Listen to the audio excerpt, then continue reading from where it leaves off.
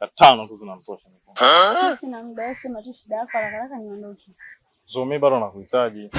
Hivi Steve, mimi nilikupa nini? Wewe si nilikwambia sikutaki. So mimi nakupenda. Nakuhitaji bado kwenye maisha yangu. Wewe niangalia hata mimi kipindi kile na sasa hivi nimekonda kama hivi. Sili mimi kwa sababu yako, nakuwaza tu muda wote. Mimi ulinizoesha raha. Yaani wewe ndio ulinifundisha raha. Unanitoa out, unanipeleka na spendi. Sasa hivi hauna hela. Mama, hela zinatafutwa. Lakini penzi letu hatuwezi kulipata sehemu nyingine zaidi ya kwetu mimi na wewe. Una hela, nakosa hadi mafuta ya kupaka na pauka kwa ajili yako. Mimi sasa hivi naona sikutaki, tumeshaachana. Mambo nielewe, pesa zinatafutwa. Nishakwambia sikutaki, sana. Mbona unielewi? Vipi hapa? Si ni yule ex wangu nilikwambia ananisumbua kinana. Sasa vipi? Simama mzee. Umekuaje sasa? Ndio unaona nafika pale mnasukumana tena barabarani. Vipi, shida nini? Mimi yule nilikwambia, tuliachana naye. Bwana, simu zako zimekuwa kero sana ndani ya nyumba yetu. Mpaka usiku wa manane unapiga tu simu. Kwani hajawahi kuambia kwamba shamvuni kwako yuko na mtu mwingine? Ngoja niambie, na ndio maana napiga simu pale usiku. Nampenda na yuko. Hujawahi kumwambia kwamba tayari una mtu mwingine? Nilimwambia, sema huyu asikiaje, yaani ni msumbufu.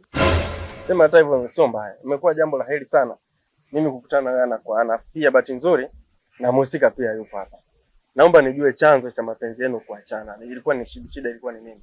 Huyu tulipendana naye sana. Alinizoesha raha. Yaani kila weekend alikuwa ananitoa nenda kula bata, tuna enjoy, tunatoka vacation. Sasa yeye hana hela.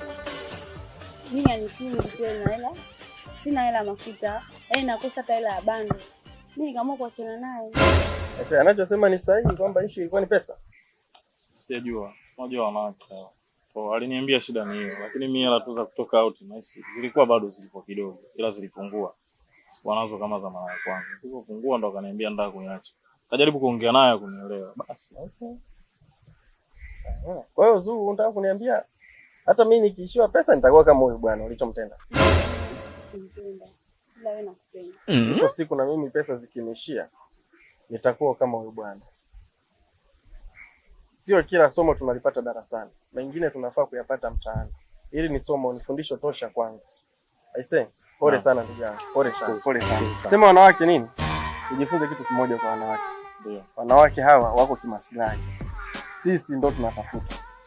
Bwana, mimi sikuachoma na mwenzangu bwana. Aisee, pole sana kwa changamoto uliyopata. Hapana baby. Nini? Niache wewe. Mimi sikumpenda. Tuheshimiane. Nishakwambia mwisho wetu uishie leo. Yes. Naomba mwisho wangu mimi na wewe uishie leo. Utaweza kama uliweza bila huyu ukaweza. Kwa mwingine hata bila mimi nitaweza kupata mwingine. Utapata mwingine ambaye akitoa pesa ataendelea kumpenda. Nitakufanya kitu kibaya wewe.